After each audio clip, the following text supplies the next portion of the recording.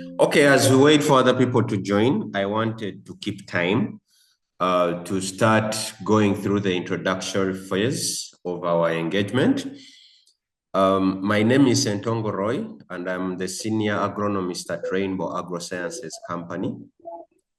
Yes, so what Rainbow focuses on is to help farmers find efficient ways of producing crops, and we provide solutions across various crops, including maize. So I am charged with discovering some of these innovations through consultation with other partner organizations and other branches of Rainbow Agro across the globe, and also doing trials together with the ministry to discover some of these innovative solutions to help farmers solve majority of their problems in the garden. So today we are going to be talking about sustainable weed management, and we shall be talking about the state of weeds in Uganda today.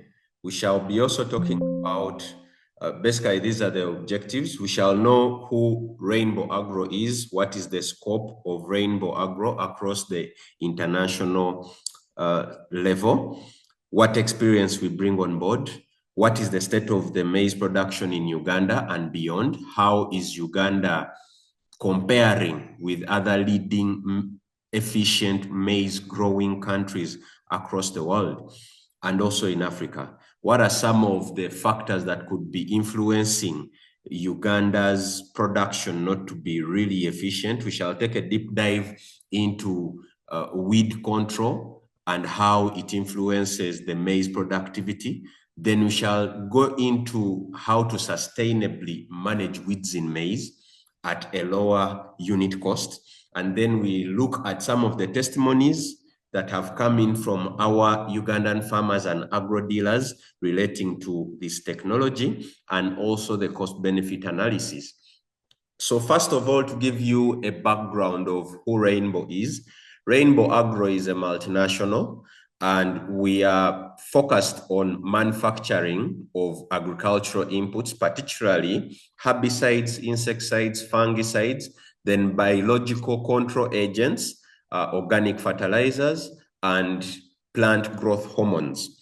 So all these we focus, and we have 6 manufacturing bases across the world. We have 3 in China. We have 1 in Spain, 1 in Houston, USA, and another in Argentina. We are currently in about over 100 countries, and we bring this vast experience across these countries, and we utilize it to do technology transfer. So if there is a technology that is successful in a different country and is really helping them to produce their crops in a more efficient manner, then we are able to adopt it, try it out in our countries like Uganda. And if the technology is also successful and approved by the ministry, then we are able to bring it on board. We have research and development centers which help us to do the research on a specific level. And that has allowed us to develop over 6,000 registrations globally and 290 plus international patents for the innovations that Rainbow Agro has managed to develop. So it is an ecosystem that spreads across the world, and we tap into this experience spanning 20 years in order to help farmers from different regions of the world. And we are able to learn from other farmers in those other regions of the world.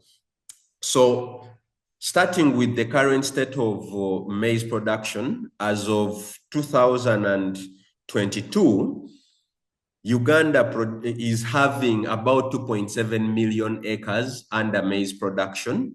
And these 2.7 million acres have been producing an average of about 2.8 million tons. So our productivity per acre is about 10.3 bags of maize harvested per acre. So if we compare these 10.3 bags harvested per acre in 2022 in comparison with our yields per acre, our productivity in 1973, we have had close to a 98% increment overall over the course of the 49 years with an annual growth rate of 3.14%. But so basically, we have had some major improvements in regards to improving the maize productivity in Uganda.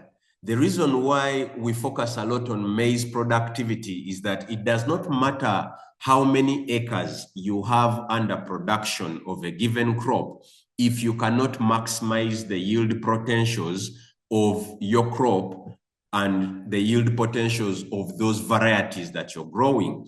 So we focus a lot on increasing the productivity per unit area so that we reduce things like deforestation, whereby you have to cut down forests to open up new land for production, and yet you're not using the existing land to its maximum capacity.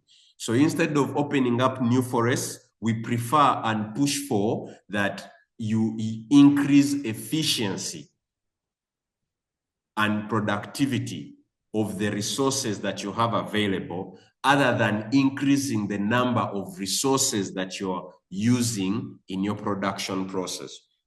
So by and large, if you look at the data over the past years, Uganda has mostly been increasing its production across most of the crops like maize, rice, and coffee by increasing the land under production. But we are not doing a lot of effort as Ugandan farmers to increase the land productivity, how efficient we are using our land to actually produce more. To put this into context, the world's leading maize producer, excluding the Americas regions, is New Zealand. And New Zealand is producing 46.7 bags per acre on average. So, but when you look at the land area of New Zealand and the land area of Uganda, they are close to similar. New Zealand is bigger than Uganda by about 10,000 square kilometers, which is in land terms not so significantly different. But when you look at the yield that they are producing per acre, it is literally 4 times the yield that we are producing per acre. That means we have somewhere that we are missing. There is something that we are not doing right in order to maximize the potential of the varieties that we have, that we are growing. So in Africa, the leading producers are Mauritius with 37.4 bags per acre and Egypt with 32.6 bags per acre. Now, when you put Egypt into context, Egypt is predominantly a desert who are relying on irrigation from the River Nile, and yet they are also producing 3 times more the yield, the quantity of maize that Uganda is producing. So that also paints a picture of the importance of technologies that you invest into the production process, things like irrigation, as we are going to see ahead, that irrigation and water availability highly affects the quality of maize and the ability of maize to actually produce. So why has Uganda managed to improve in its production? Uganda has managed to improve basically mainly because of the improved seed varieties that have come on board. And over the years, we have moved away from only growing the open pollinated varieties and moving into the world of growing hybrids. Now, open pollinated varieties are the kind of examples like Longe 5. These are kind of maize varieties that a farmer can harvest that maize and is able to get some grains and replant them. And the maize that will grow from the seed that has been replanted will literally be of the same genetic type as the maize from which they harvested those grains. These are open pollinated varieties, and their genetic makeup does not change even if you harvest those seeds. You plant them in the next season. The only variations that may happen will be variations due to crossbreeding, in case during the crossbreeding process, new genes were introduced into this maize. Then we have also the hybrids. The hybrids are largely high producing and high yielding varieties. However, you cannot replant them, because if you replant a hybrid, you do not get that hybrid variety in itself. You get the parents of that variety. So we do not advise to replant hybrid varieties, because they are made in such a way that if you plant the hybrid, when they were crossing them, they got two different parents whom they mated together to get that hybrid variety. And if you're to get the seeds of the hybrid itself and you plant them, you're not going to get that hybrid, but rather you get the parents of the hybrid. So the advantage that these hybrid varieties have brought on board is that they are very, very high yielding, with majority of them currently on the market having a yield capacity between 35 to 48 bags per acre, depending on the period that this variety will take in the garden. So the shorter the period a maize variety takes to dry out and become ready, the smaller its yield capacity. So if a variety's maturity period is, let's say, 3 months, it will be yielding slightly less, significantly less, compared to a variety whose maturity period is of 5 months. So depending on what, if I'm going so fast, you can drop me a message that I can scale down. I'm going fast because it's an introduction part. So the varieties, having the maize varieties that are hybrid in nature, has given us a genetic potential to actually expand the yield capacity that we can get per unit land area that we are growing our maize. An example, a clear example of the impact of variety and hybrid seed selection that a farmer makes and how it impacts the yield capacity of that farmer is clearly demonstrated in New Zealand. We have seen on the previous slide that New Zealand is producing about 46 bags per acre. And for them, what they have done is that they have done significant research to map the available hybrid maize varieties on their market. So they map these hybrid maize varieties based on the different environments that they have in their country. So giving an example of Uganda, they will have a maize variety that is best suited for, let's say, the highland areas of Kapchora and Elgon region. They will also have a maize variety that is best suited for the semi-arid environments that predominate the cattle corridors, including areas of Kiriandongo, Nakasongola, and the Ankole sub-regions, which are having a lot of semi-arid conditions and the rains are significantly less. They will have maize varieties that have been tested and approved for growth in those particular locations.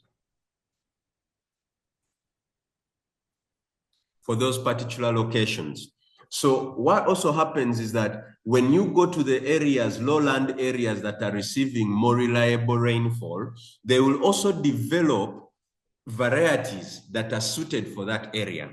So what this puts as a task to us Ugandans is that we are yet to scan our varieties across the different ecological regions of Uganda to determine which varieties have the best results in which particular locations of Uganda. We are currently operating in a scenario whereby all maize varieties are presumed to be effective producers and good yielders across the environments. Basically, what our national seed certification body does is to test the variety across the different ecological zones of Uganda. And after testing a given variety, and they realize that, yes, this variety has satisfactory performance across the board, it will be approved. But we are yet to get a situation whereby we are recommended the best performing variety for each particular ecological zone. By and large, so far, majority of the varieties that we have on the Ugandan market have showed that they can perform well across the different ecological zones around Uganda. And the only differentiation is that those ones which are highland varieties be grown in highland areas, because when you get a variety that is suited for the highlands, those varieties take about 6 months to mature. When you bring them in lowlands, like in central Uganda, Buganda sub-region, they tend to simply grow tall and they may fail to actually harbor maize. So they may fail to produce maize cones, and they simply grow tall vegetatively because the altitude under which you've planted them is not suited. Now, some years ago, this was an issue on the market with one of the varieties that was designed for upland environments, but when there was a scarcity of maize, the agro dealers actually brought it and sold it to farmers growing maize in the lowlands, and farmers witnessed maize that was growing very tall to up to a height of about 2.5 meters, and yet it failed to bring significant yields. So these are some of the parameters in regards to seed selection that as farmers you should look out for, and you always need to get varieties that based on your location. If it is a highland variety, then you can grow it in highland areas. And if it is a variety that is maturing between 3 to 4.5 months, then it is a variety most suitable for lowland areas based on this maturity period. Then another thing that has helped Uganda to improve its yield is the agronomical practices that we have been able to adopt. So as we are going to see slightly down, we shall see that a lot of Ugandan farmers have adopted the use of herbicides and the use of fertilizers to a certain extent. And these two have largely helped the productivity of our maize to improve. Because when you're growing a crop like a hybrid variety, hybrids are naturally heavy feeders. So when you deny it the nutrients in form of fertilization and soil management, this hybrid variety is going to underperform. When you deny this hybrid variety good environmental conditions, for example, planting it at the time when it has sufficient rainfall and is going to have reliable water available, planting it in areas which are waterlogged, and generally maize does not perform well in waterlogged soils. And all these factors, by doing the right agronomical practices, we have been able to improve our production over time. And these are some of the positives that we have been able to have in Uganda that have pushed our yields slightly higher. So why the variations? Why the variations with other countries? Like I spoke previously. Oh, okay. Mr. Pario was asking to remove the dark spot. That has been cleared.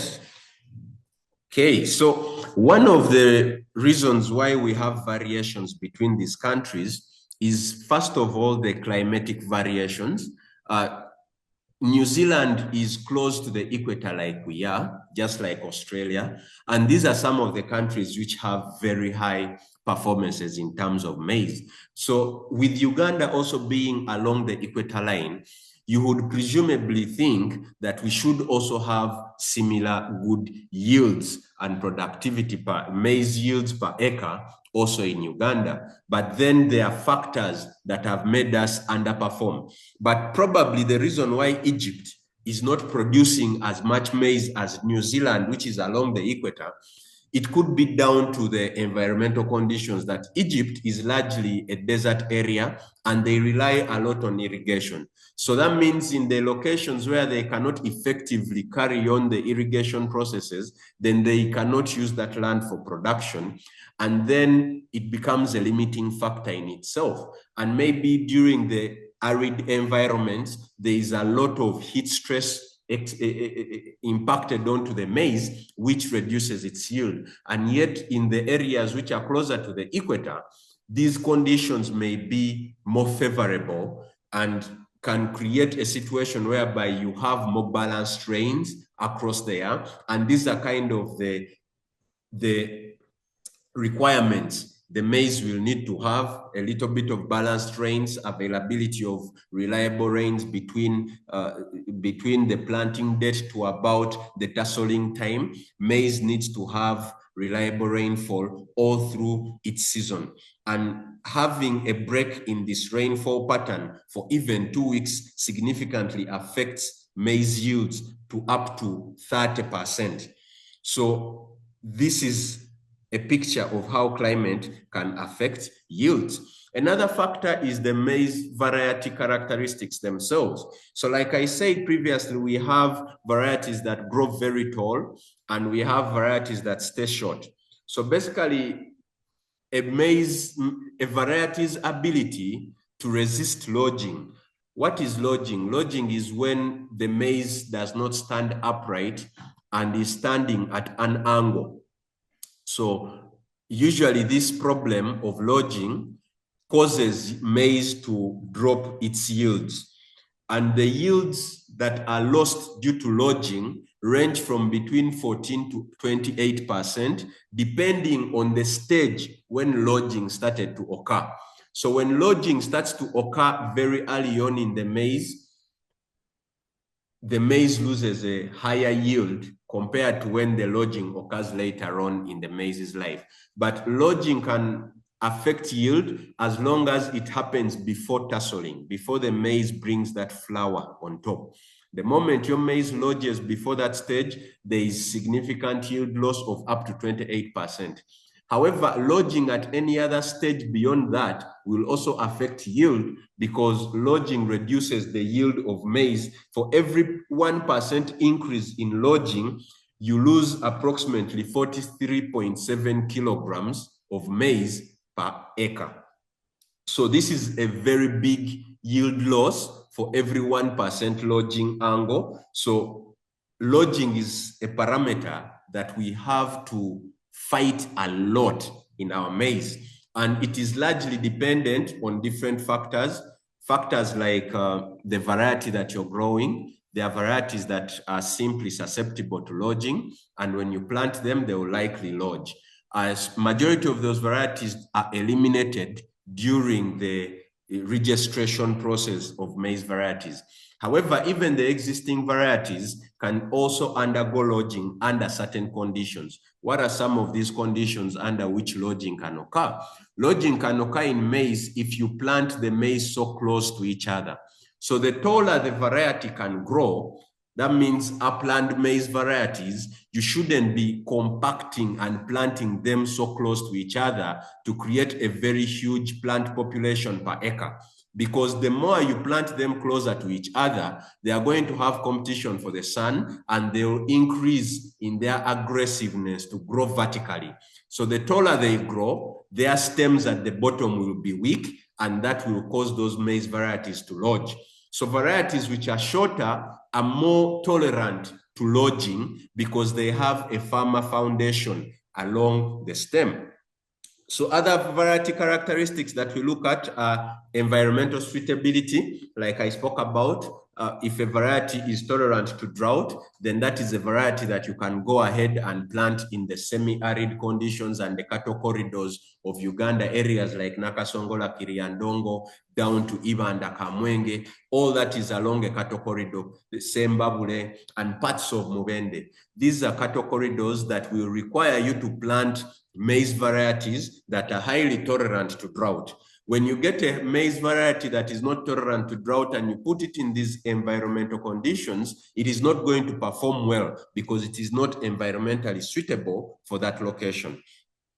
The yield potential is also something that is genetic and is down to the genetics of the maize variety that you're growing. This varies. You can either push that yield potential slightly up, like we are going to see in the following slides.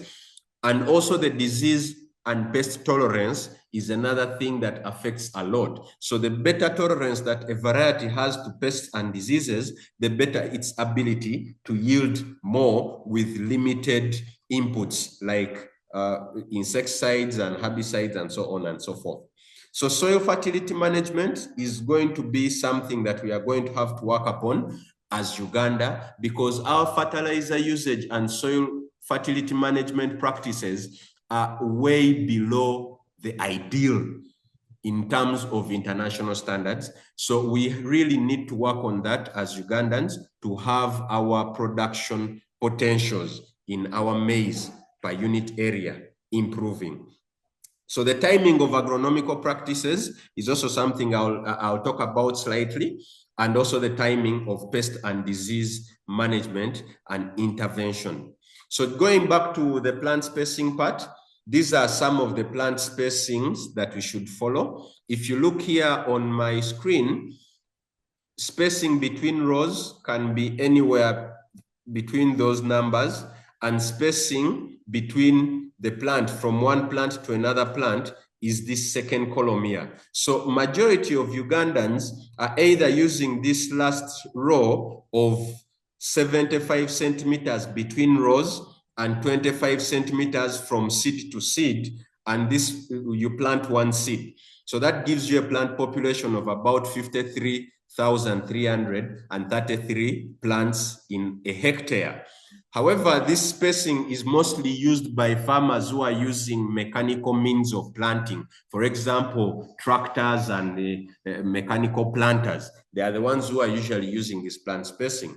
Majority of the farmers who are planting physically by hoe tend to use this one, which is in the fourth row from the bottom, 75 centimeters between rows and 60 centimeters from plant to plant, and then they plant 2 seeds per hole. That gives you a plant population of 44,400 plants per hectare. So you can see here clearly that also the plant spacing that you use is going to significantly affect the yield potentials that you'll be able to get from an acre of maize because of the plant population that you have in an acre.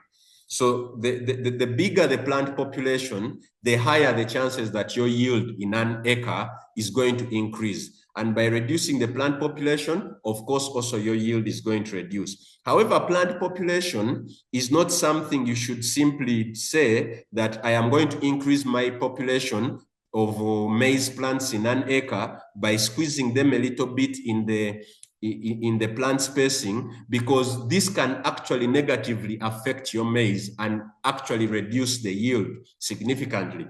An example is, if you can see in the fourth column, we have some lines, some rows marked in red and some rows marked in green. These rows that are marked in red, these are the plant spaces that are recommended in areas that have lesser rainfall. So if you're anticipating that in the area you're going to grow your maize, you're going to have chances of drought. Sorry, if you're expecting that you're going to have drought conditions or the rain is not going to be reliable, you should use these plant spacings that are highlighted in red. So I would recommend, if you're going to plant one seed, you do 30 centimeters within the row from maize plant to maize plant and 90 centimeters between the rows.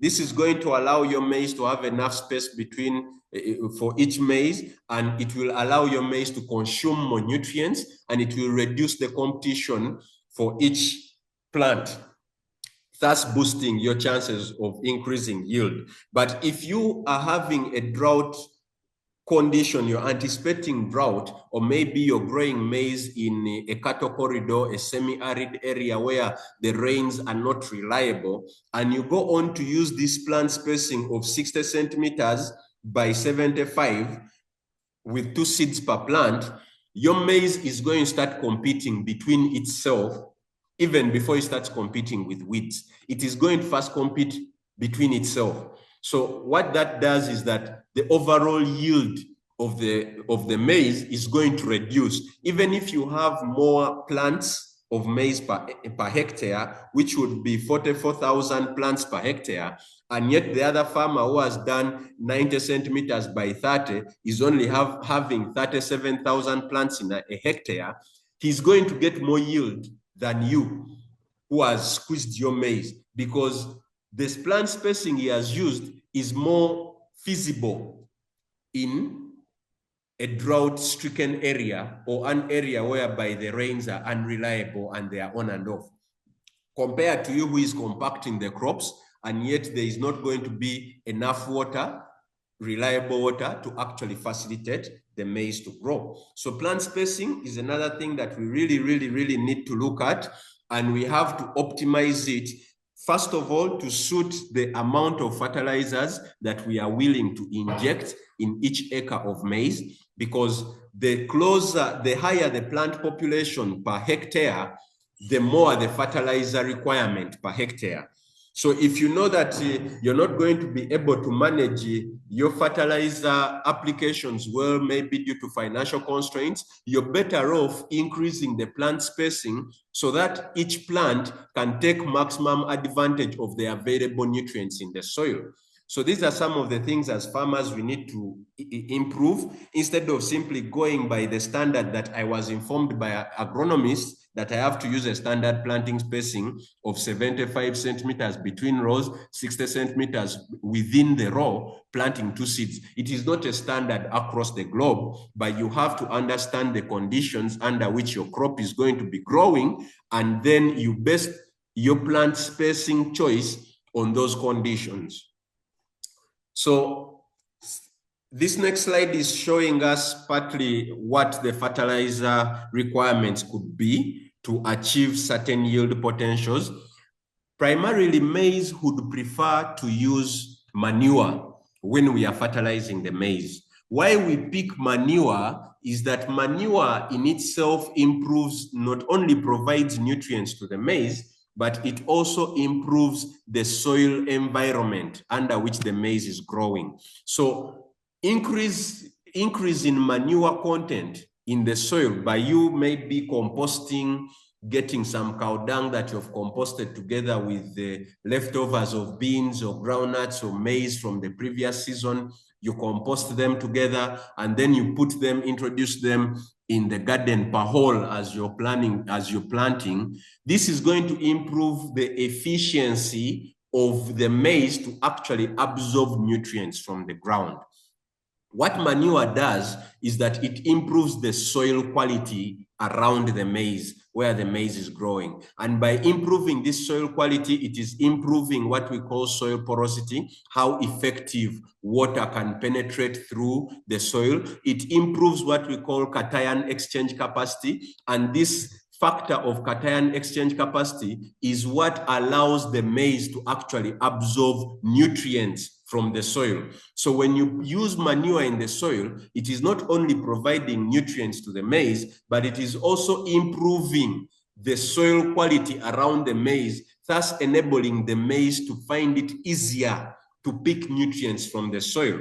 So basically in maize production, use of inorganic fertilizers is a supplement to what you have already done in regards to manure application. If you're doing on a commercial scale and you do soil testing is very important, because it lets you understand the actual nutrients that you're lacking in your soil, and it lets you understand other characteristics of your soil, for example, soil pH. So when you understand the soil pH, then you understand that in case your soil is very acidic, maize by and large can tolerate acidic soils, but when those soils go below 5, pH 5, that means they're highly acidic and you need to do liming.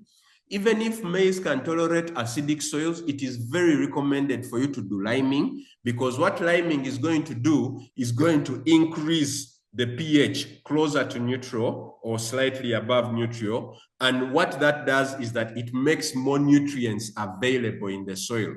Some farmers do soil testing and then they realize they do not have enough phosphorus in the soil. The reason why a lot of Ugandan soils have deficiency in phosphorus, and yet phosphorus and nitrogen are the most important nutrients for maize to achieve its maximum growth yield potentials. A lot of our soils lack phosphorus because they are acidic in nature. What acidity in soil does is that it makes the available phosphorus little. When the pH of the soil is low, that acidic pH makes phosphorus become complex, And then in that complex form of the phosphorus, the plant, like maize, cannot absorb it from the soil.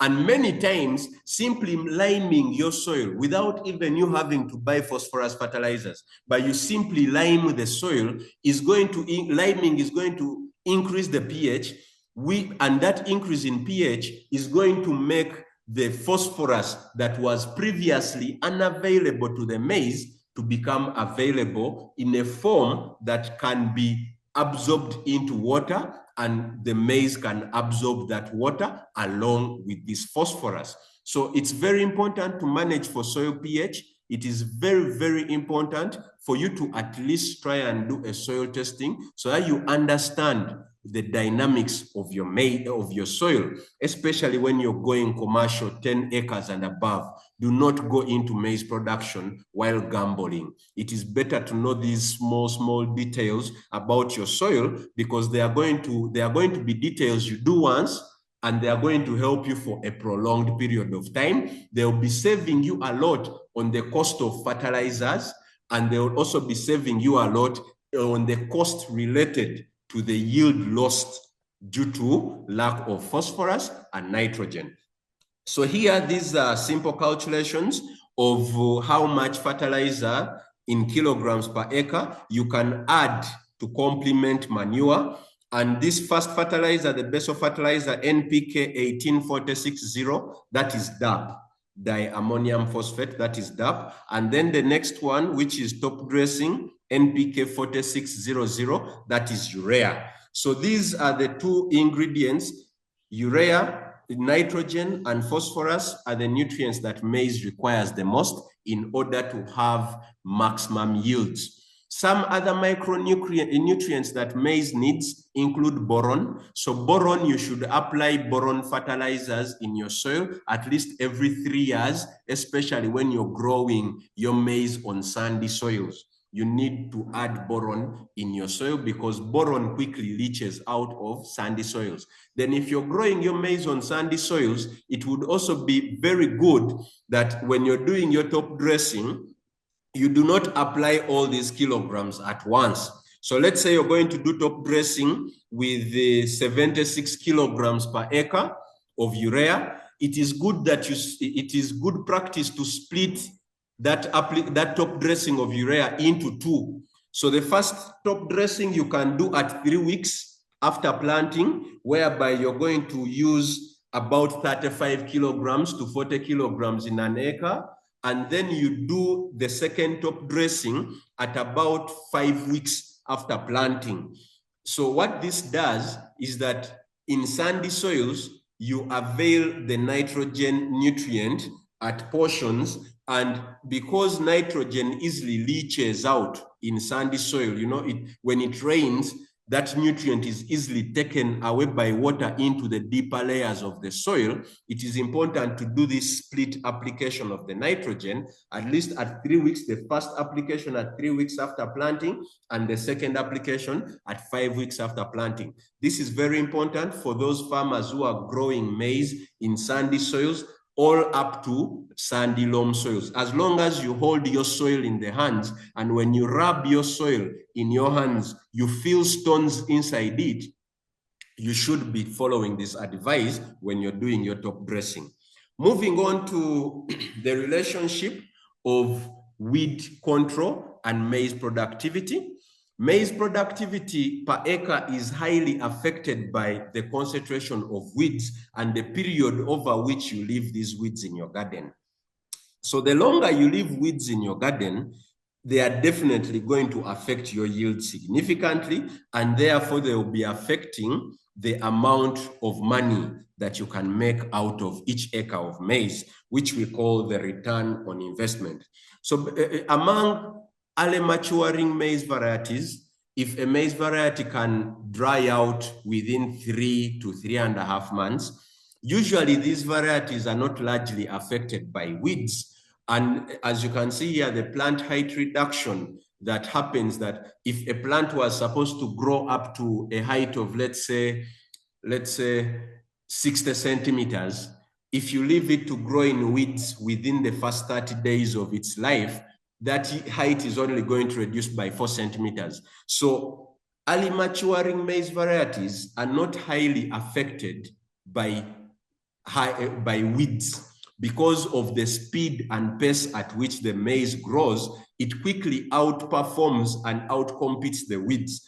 And when you're dealing with grass weeds, they tend to grow at a slower rate. So with early maturing maize varieties, you can weed at about 15 days, 15 to 30 days, and it will be sufficient enough to actually take you through the season without significantly affecting the plant height. It could affect the yield, but the plant height is not going to be significantly affected.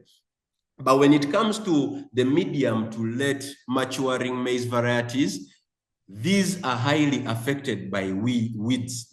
By leaving a variety of maize that completely dries out between 4 to 5 months when it is fully mature and dry, when you leave that variety to grow in weeds for the first 30 days of its life, it loses 26 centimeters. That is close to an entire foot of its potential height that it would have achieved. And every height that it achieves, the better the chances of it bringing a second and a third comb. So by dropping the size, the height of your maize variety by 26 centimeters, you have definitely lost a third cob and potentially a second cob. So even if the variety could have given you 3 cobs, it is likely going to give you 1 because it went through a lot of weed stress and competition during the first 30 days of its life. So here we have the recommended times when you need to do weeding. And this was mainly under a farmer who is going to do hand weeding. So if you're going to use a hoe to do your weeding, you're going to do manual weeding. These are some of the time periods that you should look out for. So between 15 to 30, when you do the first weeding at 15 days after planting, and then you do a second weeding at 30 days after planting, that gave the best results in regards to yields that were harvested. It had the highest yield results. However, for a farmer who weeded only at 45 days, if you weed only at 45 days or after planting, of which this is the period that most of us farmers are weeding our maize at, because when you plant maize, it takes about 5 to 6 days to emerge out of the soil. If you planted those maize seeds in moist soil, it will take about 5 to 6 days to germinate. So if you get 5 days minus the 40, that means you're weeding your maize at about 1 month and a half, 1 month to 1 month and a half after planting it. So weeding your maize at 1 month, 1 month and a half after planting it has already actually affected the yield that you would have got from this maize. So it is best to start weeding your maize very early as 10 days from when it sprouted out, or 15 days from when you planted it, or and you do the second weeding at 30 days after planting. When you do it this way, the maize will have the highest yield potential because it would have had the least amount of competition during its first 30 days of growth. So weeding maize at 60 days after planting, that's about 60 minus 5 days of germination, it gives you about 55 days. So 55 days is about close to 2 months after planting. So if you wait this long, your maize is not going to yield any differently from maize that was not weeded at all. So if you know that you're a farmer and you're lazy and you're going to delay to actually weed your maize, and then you reach 1.5 to 2 months after planting without you weeding, it is best you just don't weed, because at least you wouldn't have spent that money on weeding, yet even if you don't weed, there is no difference in the yield you're going to get. So let us be serious farmers and we weed our maize at the recommended time. These days, we consider a garden. I want to leave this note. These days are considered if you planted in a garden where you plowed twice, you removed all the weed residues, and the garden was clean, completely clean, then you planted your maize. These days of 15, 30, and so on do not apply if you're the kind of farmer who only plows once. The rhizomes, the grasses like the guinea grass and coach grass, you even leave them, you simply dig the soil clod and overturn it, and yet down, the grass is still attached into the soil. That means it is going to quickly sprout because it has actually not died. These days do not apply in that scenario, because for that scenario, the weeds are going to return very quickly. These days apply when you did land preparation during the dry season. You allowed for the weeds to dry out, for the sun to actually dry out and desiccate the weeds. You broke down the soil clods to make the soil very fine, and then you planted. This is the basis that we look at these days. So the best way to measure and estimate the time for weeding, the moment you see that the grass weeds have emerged and have 2 leaves, when they have just left the soil and they are having 2 leaves on them, and the broadleaf weeds will be around 4 leaves, that is the best time to do your first weeding, because you do not leave the weeds to exceed that size. The moment they start exceeding that size, they are going to significantly affect your yield potential. So here we have some of the methods farmers have been using. So if you look at this table properly, the garden which was not weeded, where you have no weeding, it had a yield of 2.7 tons per hectare. But the garden where you weeded 3 times in a season, this one, 3, the last column, which has 3-HH, this is a garden which was weeded manually 3 times. The first weeding at 15 days, second weeding at 30 days after planting, and the third weeding at 45 days after planting. This garden had the highest amount of yield with 6.4 tons per hectare. The reason why you have 6.4 tons per hectare is because the maize grew throughout the season without ever having to compete with weeds. When you look at the second column here, this ATZ is atrazine. Atrazine is an active ingredient that is used for weeding maize. It is an active ingredient that is very common in majority of the maize selective herbicides that are currently on the market. When you use atrazine as a pre-emergency control, as you can see here on the second row, when you use atrazine, it had a yield of 5.9 tons. So the atrazine here was applied as a pre-emergency meaning that it was sprayed before the maize germinated out of the soil. And then the first weeding, one weeding, was done at 30 days. But you can see that the yield already had reduced from 6.4 tons per hectare, which were gotten through weeding 3 times in a season. That means the garden did not have weeds at any one time, to 5.9 tons per hectare with atrazine. That means with the atrazine and weeding once at 30 days, the maize had weeds at some point within the first 30 days of its life. And just by having those few weeds within the first 30 days of its life after planting, it had a yield reduction of 0.5 tons. That is 500 kilograms were lost per hectare just by having a few young weeds growing in the maize that were weeded at 30 days. So this is to show you the importance of keeping weeds out of your garden during the first 30 days of its life. that even if there are young weeds in your maize garden within the first 30 days of its life, you are likely to lose a lot of yield, up to 500 kilograms per hectare.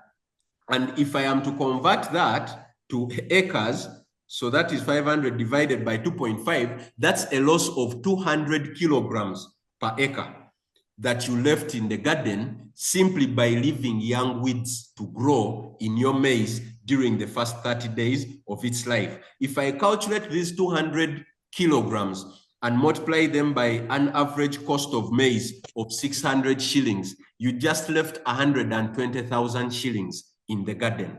So if you're having 120,000 shillings lost for every acre of maize, simply by leaving young weeds to emerge in your maize, and then you weed them out at 30 days, you're losing 120,000 shillings. That means in 10 acres, you've lost 1.2 million. In 100 acres of maize, you have lost 12 million. But farmers, we do not see this because it is a cost that we cannot easily measure unless when you get a person like me to actually do the trials and show you how much money you've lost. Just by saying that you're going to use a pre-emergency herbicide which will prevent weeds from germinating in your maize for about 3 weeks, and then you do the first weeding at 30 days after planting. But even with that, you've lost 120,000 per acre, which is 12 million per 100 acres of maize. So for those big farmers who are having 1,000 acres, you just lost 120 million that you would have made out of those 1,000 acres of maize. That is 120 million shillings extra. So this is the magnitude of how much loss weeds are causing to us farmers in regards to our yield. So moving on to the sustainable weed management and how we do it, we have 2 ways of doing it. The first method is by doing it by minimum tillage. Now, minimum tillage is going to be used under the condition that you have used that garden before. So let's say you used that garden for production last month. Let's say you planted soybean last season, but you want to plant maize this season. After you have harvested that soybean, you can collect off all that residue, and then what you're going to do is that instead of plowing and opening up the entire land, in those existing weeds, as long as they are below 30 centimeters in height, you're going to plant your maize seed.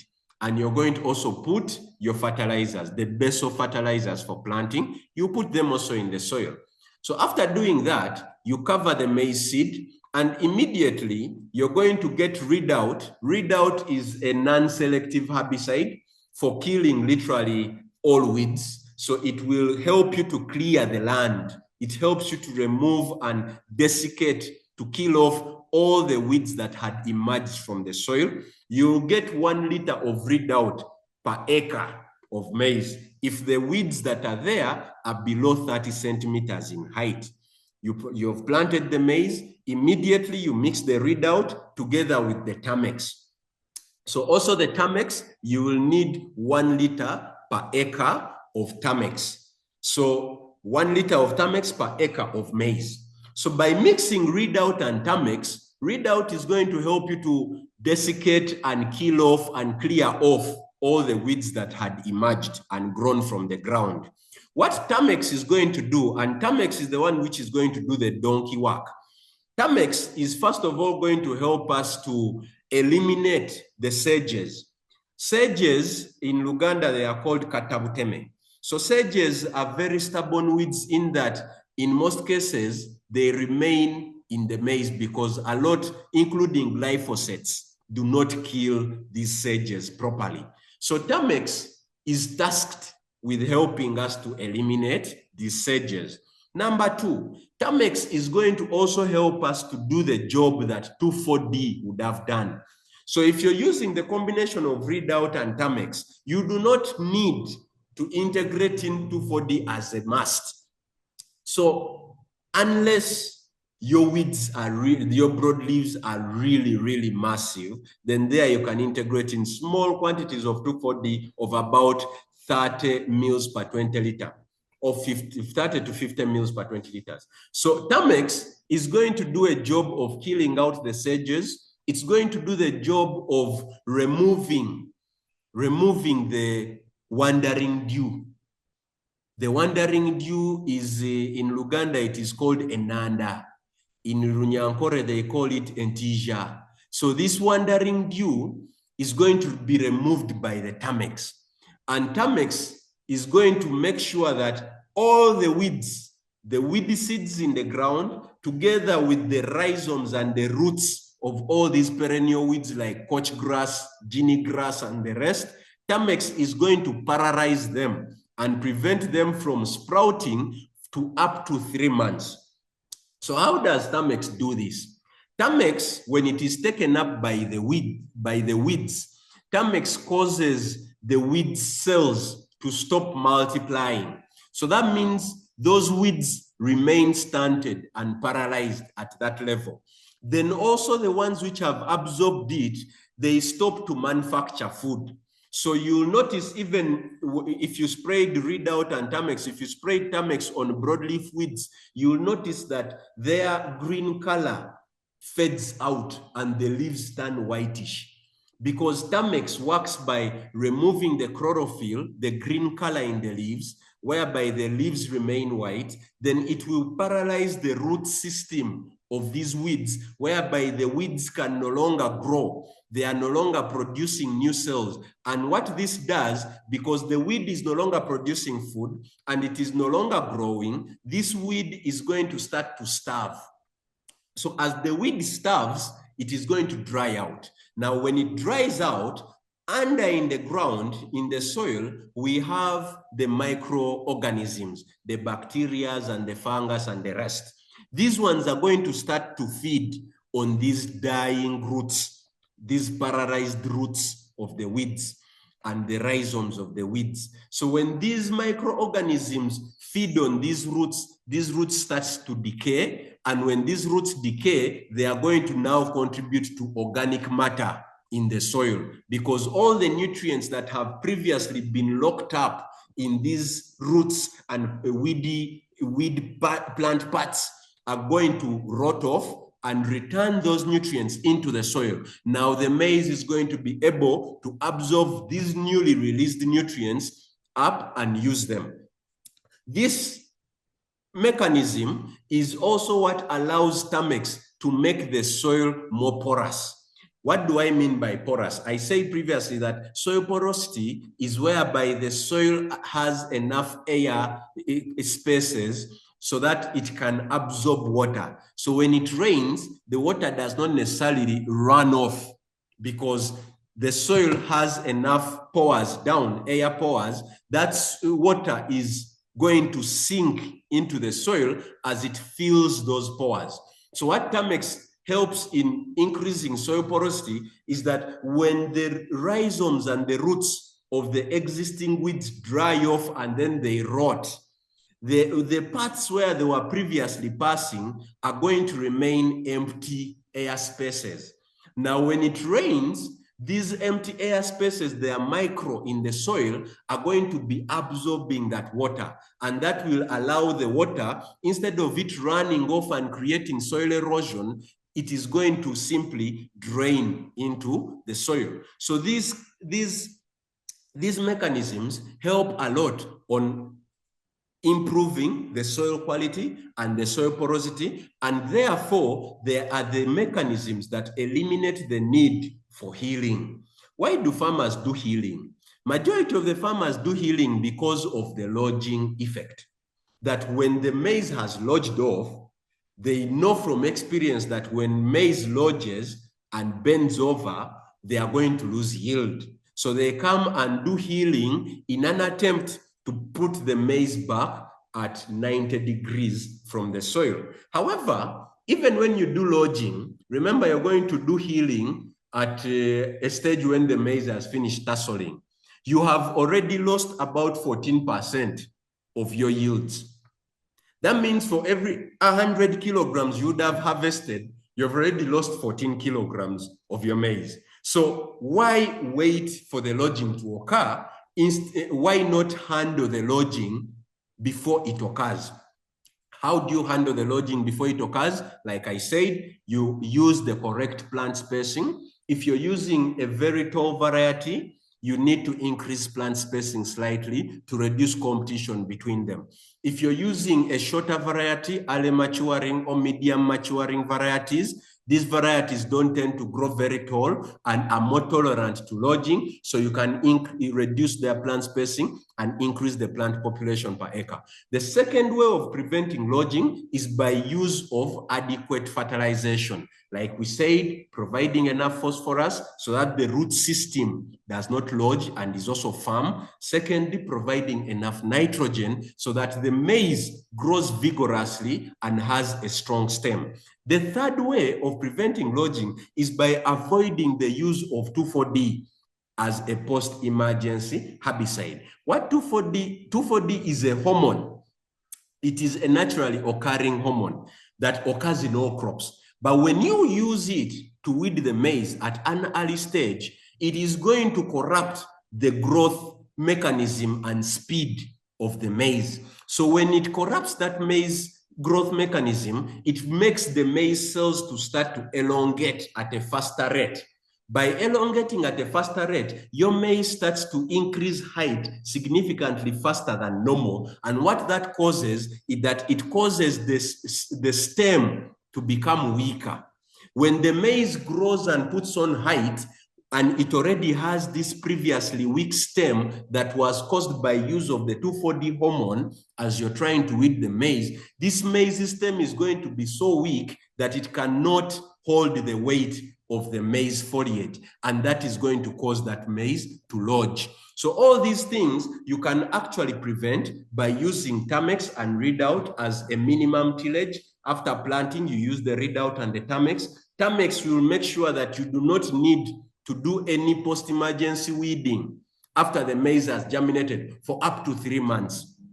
So that means your maize is not going to be subjected to any sort of weedy competition, whereby the weeds are competing with the maize for the nutrients like nitrogen and phosphorus. Your maize is not going to be subjected to a risk of weeding it with 2,4-D, a hormone that is going to increase the growth rate of the stem and reduce the strength of the stem, which will cause the lodging. And also, the maize itself is going to use all the nutrients that are available in the soil, thus helping it to form a stronger stem and have higher resistance to lodging. So therefore, these are some of the technologies you need to integrate together as an integrated system to sort of improve the yield of your maize. The second method of how to use the Readout and the Tamex is through, if you're opening a newly plowed area. So newly plowed areas, let's say it has been a forest, it's been an area where you've been grazing cattle and you want to open up this area for maize production. You need to first do deep plowing to break the hard pan. Hard pans are created due to compaction either from heavy machinery like tractors or compaction from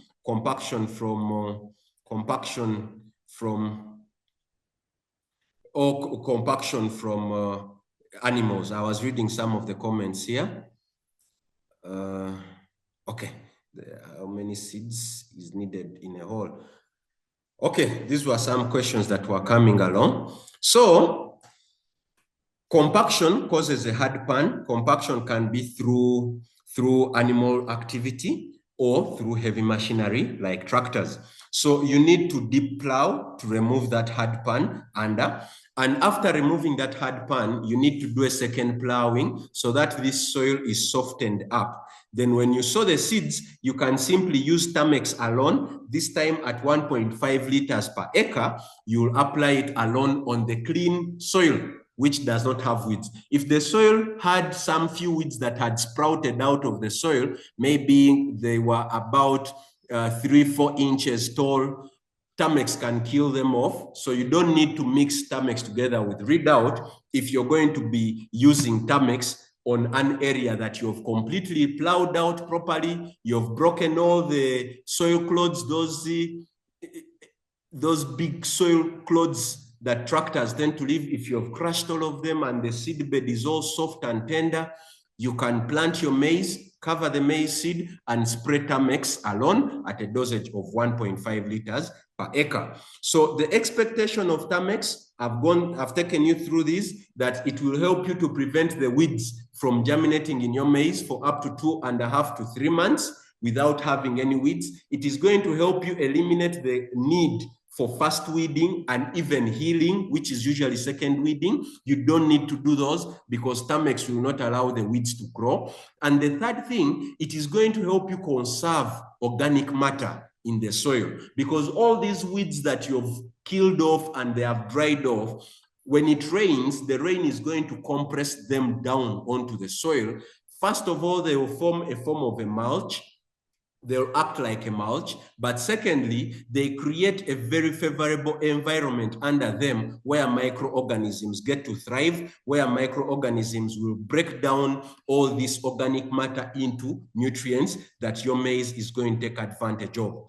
So moving on, here is one of the fields where we tested Tamex out. So this field was set up on 21st March 2023, that was last year. And here we had first plowed our garden properly. We plowed our garden, we broke all the soil clods. As you can see on the soil surface, there is no big soil clods that are big soil particles that are all together. Ebifumfugu in Uganda, that's what they call them, ebifumfugu. So they are all broken down properly. And this farmer had gone on to plant. So you plant your maize after, you need to plant the maize seed in moist soil, and you spray Tamex on soil that is moist. It does not have to be wet, but it needs to be moist. That means you need to have received rains within the last 6 days for you to use this method of minimum tillage, because herbicides act best when they are working on weeds that are not water stressed. That's a standard for herbicides. So here in this picture, the farmer had finished planting the maize. The maize had not yet, some maize had sprouted out, but some of the maize had not yet germinated. As you can see, the field has a lot of weeds already that have germinated out of the soil. So here we mixed Tamex and then we applied the Tamex. And this field now is the same field 2 weeks later. So if you can see these pictures in the background, if you look at the background, you can see the tree and then the hills in the background. You can clearly see the tree again and the hills. So it is literally the same garden, but this is 2 weeks later. And as you can see, 2 weeks later, Tamex had literally killed off all the weeds that had germinated out that were below 4 inches in height. It killed all of them off. As you can see in this picture, a lot of the dead matter of the grasses is in the soil and has already started to get rotten. So all this is going to rot out and contribute to improving the organic matter content of the soil, which is going to improve also the performance of your maize. So you can see this field, there is no weed. The maize has germinated very well. It has not been affected in any way. And then we are moving on. So this picture is of the same garden 2 months later. And as you can see from the picture, there were still no weeds in the garden. So this is something that Tamex can help you do. And as you can see also the picture, the maize is looking very green. Ordinarily, a lot of maize in Uganda would portray some purple coloration and some yellowing because of phosphorus and potassium deficiencies in the soil. But because you used your Tamex, a lot of the weeds have now gotten rotten and have degraded down to add all those nutrients back into the soil. And now the maize has gotten to use all these nutrients that were previously held by these weeds. So as you can see here, this maize is 2 months old now, and it has no weeds up to this stage. So farmers usually tend to ask, is there a solution that I can use in my maize in case the weeds have overgrown? Ordinarily, if the weeds have overgrown, like you can see in this picture, these weeds were pretty mature by the time we applied Tamex on them. But you can see also the maize is already significantly stunted. It's very short. So you can really see that the effect of the weeds has already occurred, but this farmer didn't know it yet. So what the farmer did is to come and save his maize. He thought he was saving the maize, but instead you're increasing your cost. So it is always better to weed the maize early.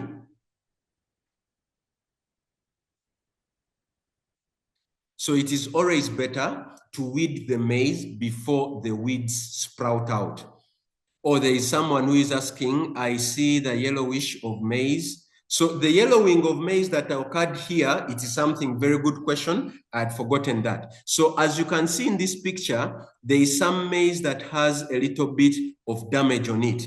This occurs if a farmer, you sprayed an organophosphate insecticide. So organophosphate insecticides are those ones which have the likes of chlorpyrifos, the likes of dimethoate, the likes of profenophos. These organophosphate herbicides react with any triazine herbicide.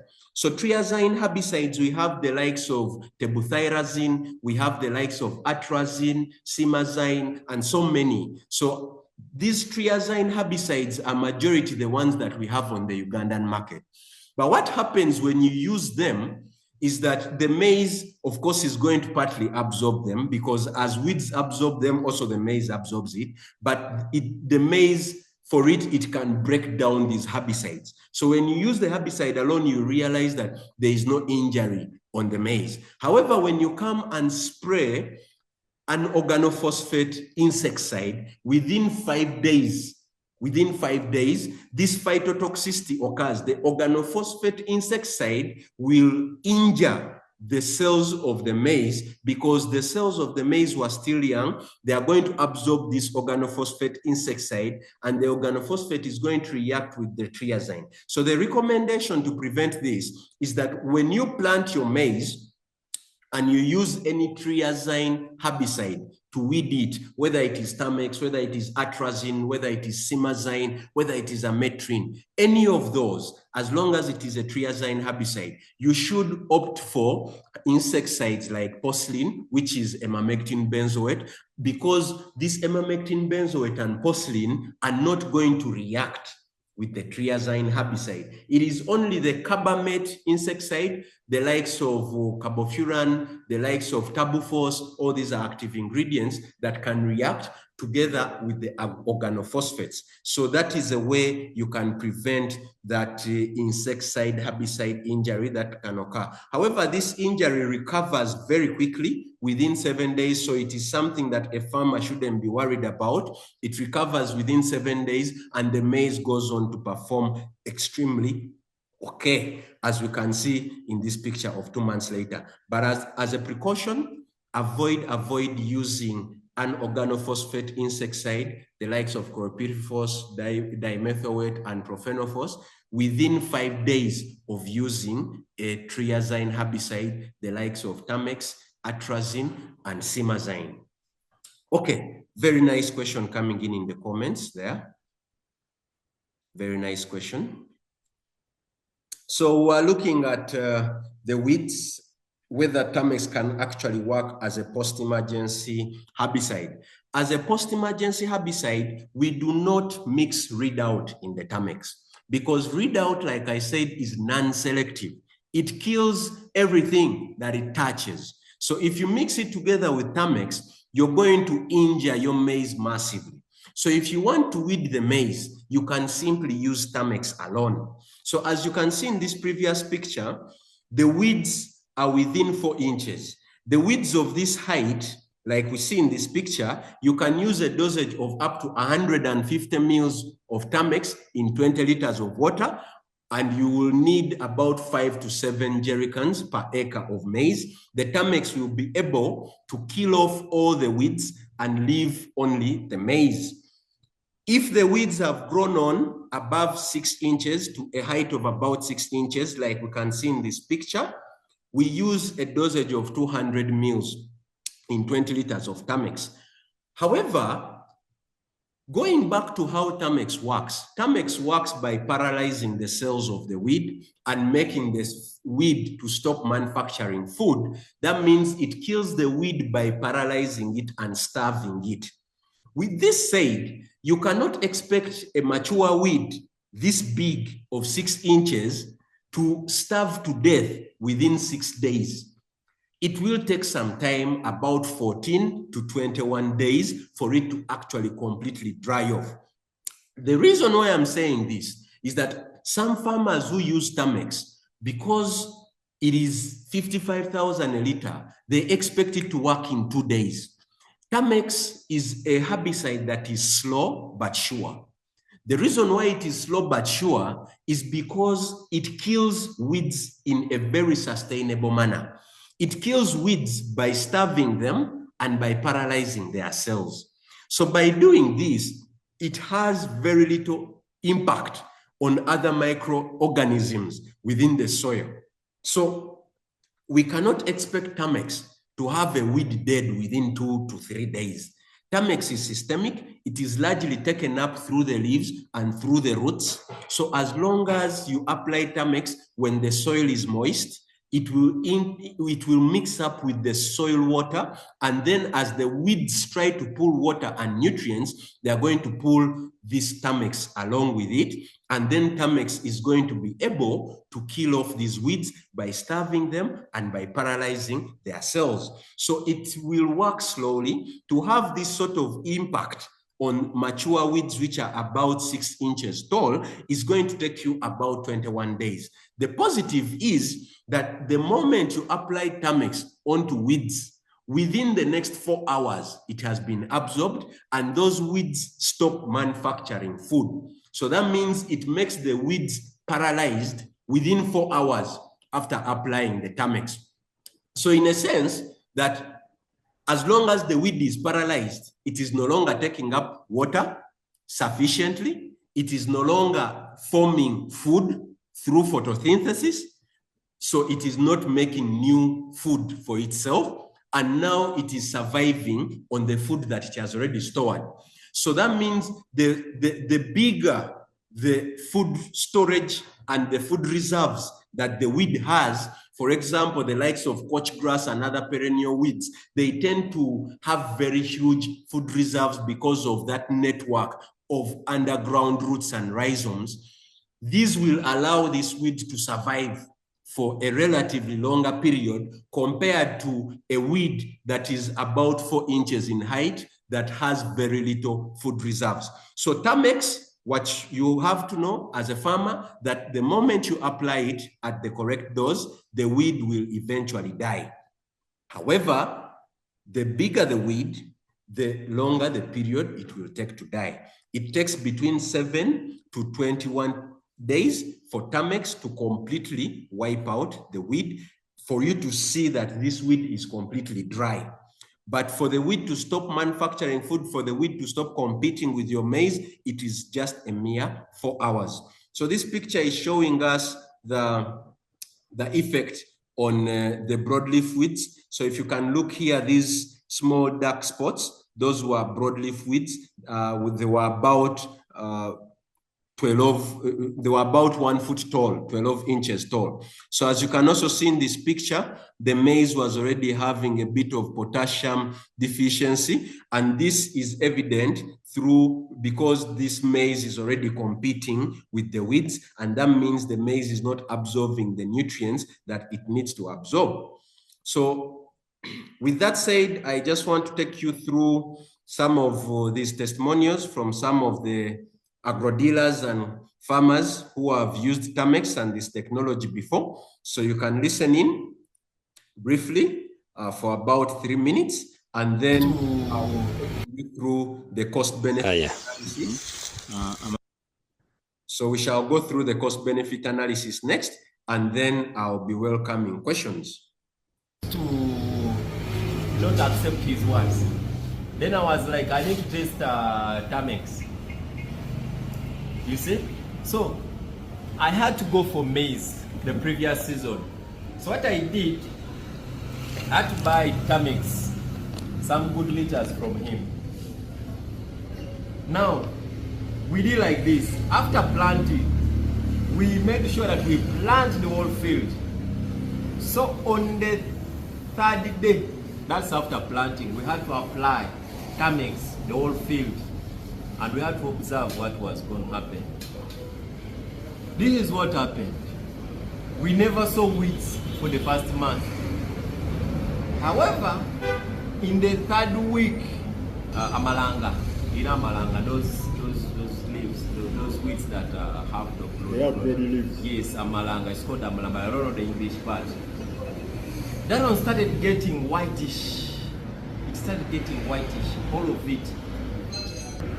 However, we never realized any weed growth for like 4 months till when we started harvesting.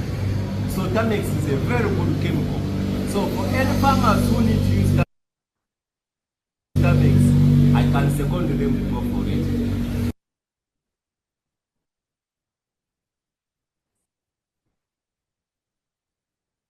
Okay, I have some questions in the inbox. I'll be responding to some of these questions. I realized a number of farmers are having questions in the messages. So let us just go through these videos. So as you have heard from Mr. Hillary, he used Tamex at planting. For him, he cleared the entire area, plowed the area twice, made sure that the seedbed was good, planted the maize, and after planting the maize, he applied the Tamex on top of the soil after 3 days. So here, Hillary used Tamex as a pre-emergency herbicide, and it was able to prevent weeds from sprouting for up to 4 months until he harvested. So he had amalanga. Amalanga is a broadleaf weed which it has leaves that want to resemble a banana. So it's the one which turns white. And the reason why they turn white is that Tamex removes the green color in leaves and then makes the weed to stop manufacturing food. That means the weed starves to death. So this second testimony is from a farmer, Mr. Chambade Godfrey. He grows his maize in Mubende. Amanya gange bampita mukulu Chambade Godfrey nga ndi mutuze we Busaale kiri eno mu Busaale era omuluka mu Mubende district nga ndi mulimi amaze emyaka 20 nga ndi mukulima naye mukulima kuno nzize nkola loosi gye mbadde sinalaba bulungi nga bajja tuli bakozesa bino binakoola ennimiro kozesa bino bikoole kasooli naye tugenzo kizuula ng'oluusi olikozesa nerigana okukolera nerita omuddo ate omala nerigutaliza naye okuva lwe nafuna omwami omwe omulimisa wa Rainbow najja ewaka n'aŋŋamba in fact gezesa ku Tamex bwe namugezesa ate ye nafuna enjawulo era n'amagoba kati ne kasoda nnywa kubanga Tamex omuddo oguberamu gwonna agutta obutasosola ate n'ensigo n'azittirako kwegamba sente zensevinga ezaali gadde zikola omuddo ezaali badde zikola biki zonna nembeera nga nzisevinga nembeera nga mbutuufu nange mu nsawo kasoda bwe nkasanga nkanywa. Kale abantu abandaba abampuliriza nammwe mba mwagala okufuna amagoba era mufune mu bulimi bwa kasooli Tamex kyekiri eddagala kati lyemba kubiriza mba mulina okukozesa kubanga lyo lyajja we watu tetulimanyi nga tumanyi ebirala bye tukozesa naye kati Tamex akutta akati akola ebintu byonna byennyonnyodde ensiga azitta omuddo nagwo ne gufa kati n'obeera nti ofisa akasente ako kewalitadde mu biki kanywe weekwate Tamex ajja kukukolera kubanga yakola obulimi bumaze mu myaka 20 naye mbadde sinnazuula ddagala likoola bulungi kasooli nga Tamex tumukozese ajja tuyamba. Okay, so those are testimonies from some of the farmers who have already tested out this technology of using the minimum tillage system and in combination with the readout non-selective herbicide and Tamex, the selective herbicide for maize. So the combination of these allows a farmer to massively conserve their soil, organic matter. It allows them to conserve the soil structure, because by always plowing your soil, you're weakening the soil structure and increasing its risk to soil erosion. So by eliminating the plowing, the frequent plowing, we are trying to reduce the risk to soil erosion. We are trying to conserve as much organic matter into the soil as possible. And then we are able to grow our maize with reduced competition from the weeds. So moving on to the cost-benefit analysis. This is the cost-benefit analysis. You can take a snap peek from wherever you are. So basically, the first column here is where we are using the rainbow solution of using Readout and Tamex, whereby you can see you need 1 liter of Readout per acre, as we said, plus 1 liter of Tamex per acre. You can mix it in 100 to 140 liters of water, but most farmers average about 6, is 120 liters per acre. And then with this, you don't need to do fast weeding and you don't need to do healing. So your total cost of weed management per acre would be 76,000 per acre. And then when you go with the options that have been available on the market, this option 2 here, common solution 1 per acre, this is mostly used in Mubende district. Mubende district has one of the most efficient maize growers in Uganda, and I give them credit for that. So you do the slashing first, and then you use these procedures. So for them, they'll mix the glyphosate plus 2,4-D. So land preparation will cost them 15,000 plus 12,000. And then they do atrazine plus mesotrione as a post-emergency treatment. And then they also do healing eventually at about 80,000 shillings per acre, pushing their total cost to about 143,000 shillings per acre. And then this last column, common solution 2, is the one whereby we are using nicosulfuron. Nicosulfuron is a new active ingredient. It has become popular in starting last year, coming into this year, but largely it manages grass weeds. So majority of the farmers, this is what they are using as dosages. They will use it at about 1.5 to 1.6 liters per acre, and then they mix in small quantities of 2,4-D to act on the broadleaf weeds. And they also do second weeding, which is the healing at a cost of 80,000, pushing their total cost of production per acre to about 163,000 shillings. So if you can look at the last row here, the percentage increase in cost, if Tamex is the benchmark at 76,000 per acre of managing your weeds, then other alternatives are pushing you to 46.85% and 53.58%. That means by simply adopting the technology of minimum tillage together with the Tamex herbicide, you're going to be saving quite a lot of money. You'll be saving 46.8 to about 53% of your costs. And all this money, you can further invest it in fertilizers, you can further invest it in better, timely pest control, you can invest it in other enterprises instead of having to increase your cost of weed management. The reason why I'm speaking about this cost is because as farmers, we do not dictate the price at which we sell our products. We come to the market and the price is already predetermined for us. However, if you can get your cost of production as low as possible and you increase your efficiency of production per unit acre, then you have a high chance of increasing your marginal revenue per unit acre that you grow of maize. With that said, I would like to conclude my presentation and just to come into the comment section and see some questions that were being presented. I believe I had responded to some. I'll just go through.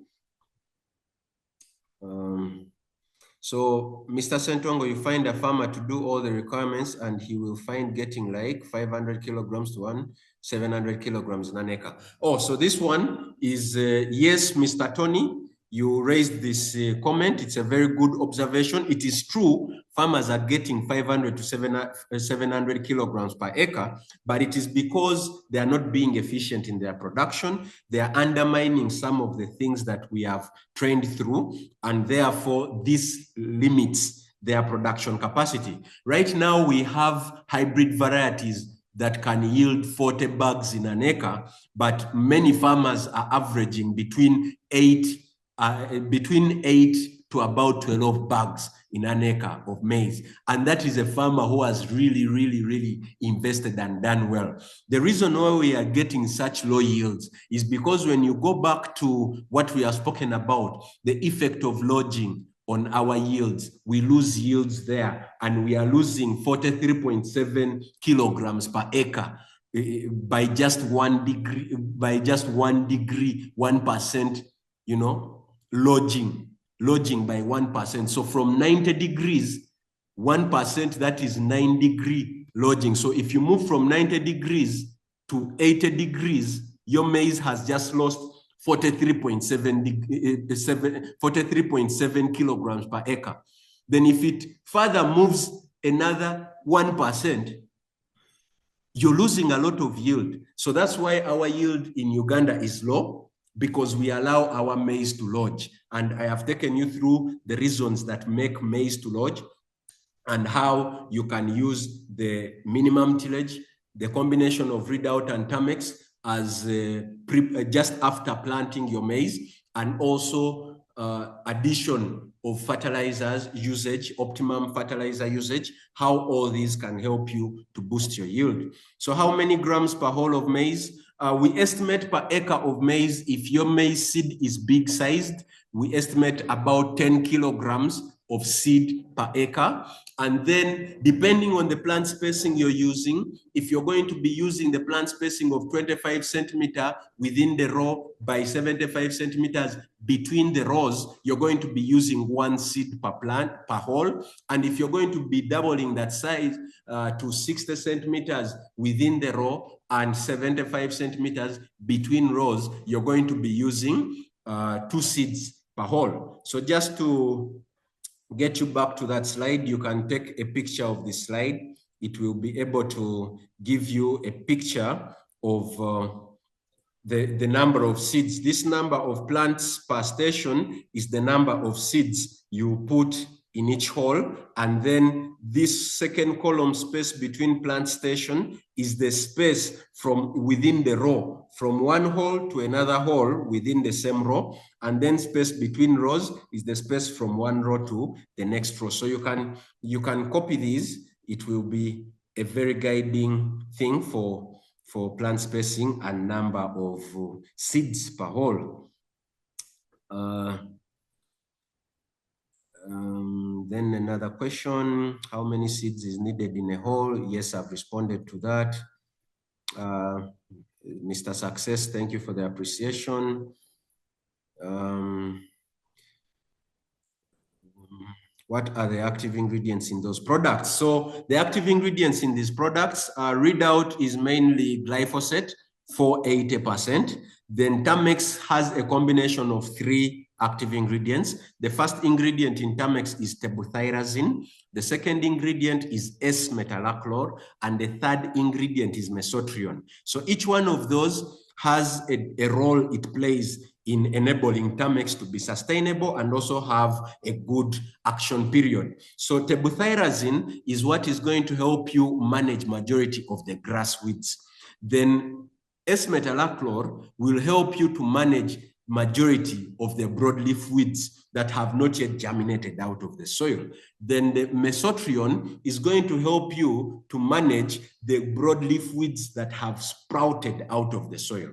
So that's why Tamex has an effect on weeds that have germinated and also those that have not yet germinated.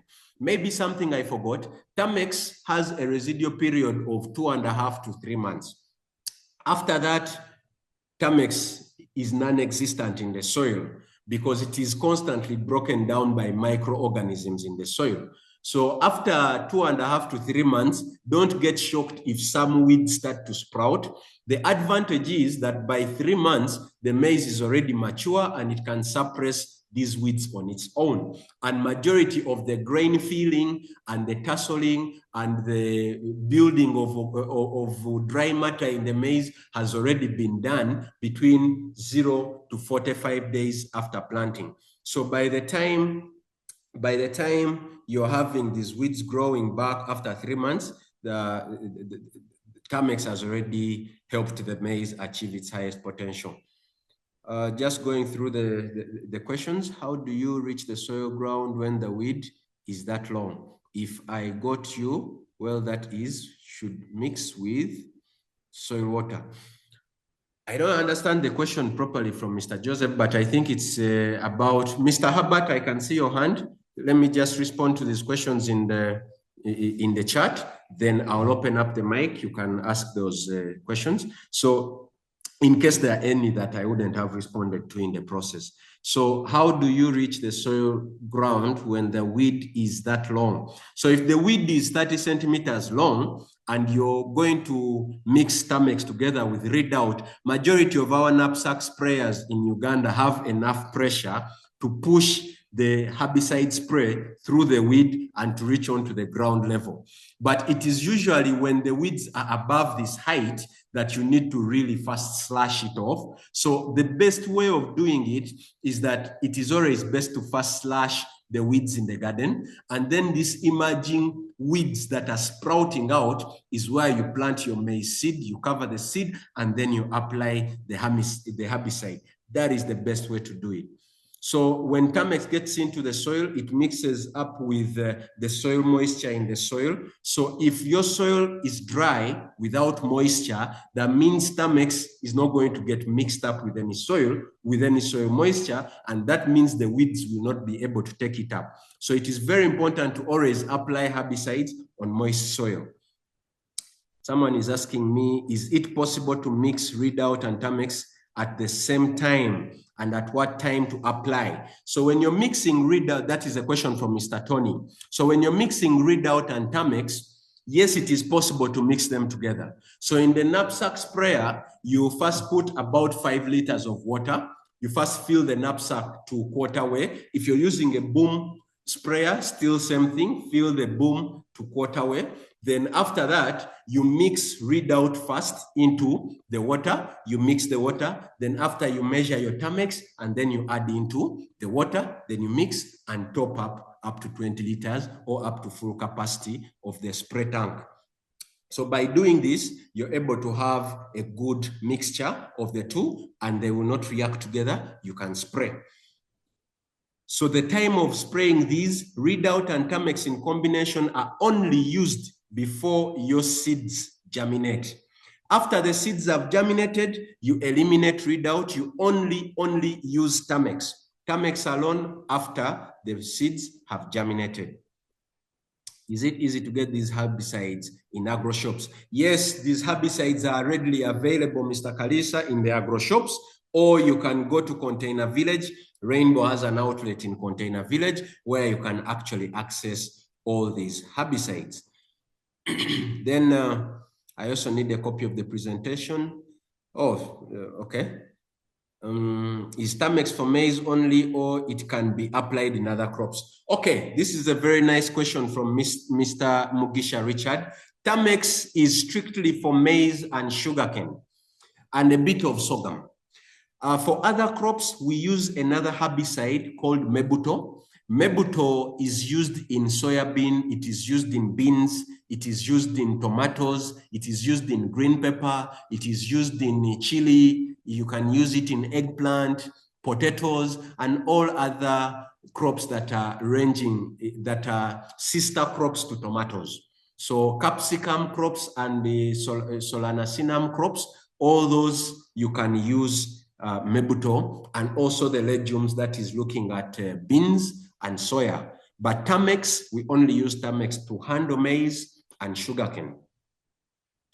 Okay, so when are you having a physical training? Oh, this is a very good question. So wherever, if you're a farmer, wherever you are, you can mobilize your fellow farmers somewhere. You can always call Rainbow on 0200 900 660. We offer free farmer trainings and we reach out to where you are. So as long as you've organized yourselves as farmers, wherever you are, we can come and train you. So can Tamex work on striker weed? No, Tamex cannot work on striker weed. The herbicide for striker weed is currently under registration with the ministry. Hopefully by next year, we shall have a solution for you in striker. In the current situation, to manage striker, the current options available, you can use a combination of urea, whereby you will need to apply a minimum of 80 kilograms of urea per acre. And then you apply that urea at 1 week after seed germination. So that is about 2 weeks after planting your maize. You do top dressing of urea to a tune of 80 kilograms per acre. Then at the second week, you get clean spray. There's a herbicide called clean spray. You'll apply it on the soil surface at a dosage of 200 mils in 20 liters. Now, clean spray is only going to suppress the germination, the emergence of striker. The urea will boost the crop vigor. So to manage striker at the moment, you have an integrated pest management where you will have to use a fast growing variety, a variety that matures between 3 to 4 months. Then you couple that with 80 kilograms of urea per acre applied at 2 weeks after planting. And then you apply clean spray at 200 mils in 20 liters on the soil surface, because it contains 2,4-D on the soil surface, so that it can prevent and reduce the emergence of striker. So what this combination of these three does is that when you have a quick maturing variety, its growth pace is high. And when you add in urea, the urea is going to boost the crop vigor of the maize plant. And then when the clean spray suppresses emergency of the striker, the crop can escape the pest called striker. So you need to combine all these three in order to get satisfactory results in your maize against striker. If you only use one or two of those, the results are equal to not using any. So with striker, it is imperative that you use all these three approaches in an integrated pest management approach. So which is your preference spacing type? So my preference spacing type is 25 centimeters within the row and 75 centimeters from one row to another, but planting one seed per hole. This plant spacing type is suitable for areas, highland areas and areas with reliable rainfall. So if you're in an arid area, you may have to go in for the plant spacing of 30 centimeters within the row by 90 centimeters from one row to another, planting one seed. So if I share the garden and I dig the hole, can I mix without and Tamex after planting, and how long will weeds take to germinate? Oh, definitely, Mr. Jeremiah, you can mix. After slashing the garden, you mix Readout and Tamex, apply it on the new emerging weeds. It will take you 3 months before the weeds start to germinate again. So those are the questions that were coming in from the chats. The mics are open. Mr. Herbert, you can unmute yourself and you ask your question. Good morning. Hope you are getting me. Yes, I do. Very good, thank you. I've liked the presentation. I've been following, though I joined a little bit late. I'm sorry for that, but I've liked the presentation. But now my question is like two. Number one, because this time initially it starts like when you're using it, you need to make it like to prevent the weeds from germinating when the plant have germinated or it's germinating. Now, if you consider the weather, like when you're following the rainfall pattern, not like you're watering your garden. So you'll find that there's mainly going to be time to rain. It may rain higher or lower or what, but I don't know. I'm not dig much into that. But my worry is now, if you put the tarmac, yeah, like it is only going to help in maize only. So there's high chance that you are not going to put the maize in other crops. That will keep the soil like there's no use of cover crops. So now I'm worried about. I need some explanation about preventing erosions, because when you're putting the termites, you need the soil to be a little bit loose. Then there's going to be rain will come and it will hit the ground, which is bare. Now, how will that? Will you react on that? That's my first question. The second one is someone was inquiring about sharing this presentation, like mainly for some of us, like me, who joined a little bit late. I don't know if you can get like I don't know. You need to react on that, but the main interest is about that time on bare ground, because the maize, when it's germinating, find the land is a little bit bare and soil erosion, those things. First, try to elaborate on that. Thank you. Okay, thank you very much for that question. So in regards to those who joined us late, we have recorded the entire presentation. We shall be uploading it on the YouTube channel of Rainbow Agro. So you can go there and you listen in at your own pace. The entire presentation will be uploaded on our YouTube channel. Then for soil erosion control, for soil erosion, Tamex, you use it on a clean seed bed in case you are opening up a new ground. So like you see here on this presentation, the one on my screen, planting newly opened fields where you need to actually plow the garden, break up the hard pans, and then you sow the maize in a clean seed bed. That's where you need to apply Tamex on a clean seed field.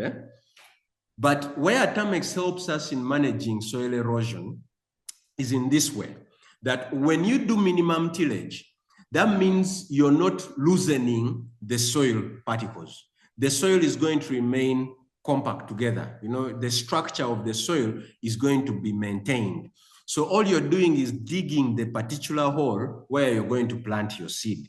And you're digging this hole in already existing weed. So what happens is that when you dig that hole and then you plant your maize, if you planted that maize in weeds that are 30 centimeters tall, as those weeds collapse down due to rain, they are going to form a form of a mulch on top of the surface. And then Tamex will be washed by the rain into the soil, whereby it will be preventing any new seeds and rhizomes of weeds from sprouting. So the combination of these two, this dead weed is going to form a layer of mulch on top of the soil as your maize sprouts out. And then underneath that mulch, you're not having a soil structure that you've tampered with through plowing the entire garden and loosening up the soil. So because the soil is still compact together, the structural integrity of the soil is still good, and then the dead weeds are literally covering the surface. All these are going to help you to manage the soil erosion. The second way you can manage soil erosion, particularly in gardens, and this should be done as a standard by farmers, is by using what we call contour planting, contour plowing. So if you have a hill that is sloping downwards, I see so many farmers planting their crops when the lines of the crops are also running downhill. That means you're allowing for soil erosion to actually act faster.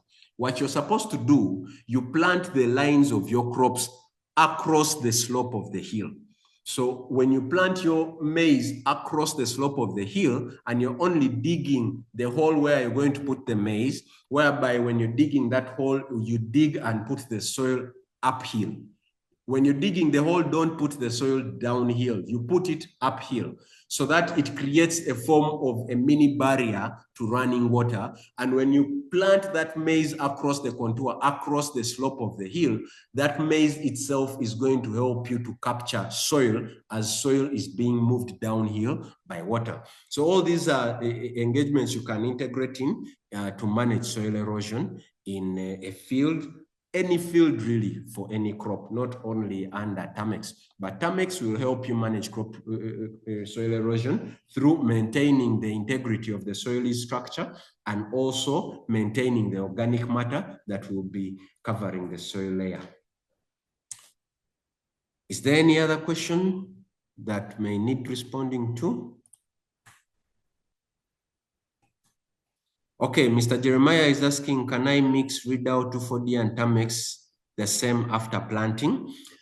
After planting, as long as the seed has not yet germinated, you will mix in Redout. Yes, 2,4-D you can mix in, but this is the exact order that you will have to mix these three. So you put in water first into the spray pump, water of about quarter with the tank. You put in Redout, mix the Redout into that water, add in the Tamex, mix it into that water. Then you measure the 2,4-D, you add it in, mix in, and then fill the tank. If you put in the herbicides alone first, they will complex. So it is not nice to mix them together at once in the spray pump. But if you mix them in bits after putting in the water and then you come mixing the others, it will not have any complications. So you can mix them as long as the maize seeds have not yet germinated. The moment the maize seeds germinate, all you need is Tamex. Tamex will be the only initiative that you need to weed your maize after the maize has germinated. So with that said, I think those are all the questions we had. Thank you so much for participating. You can always reach Rainbow for any other questions on 0200 900 660, and we shall always be available to respond to you. Thank you and have a lovely day.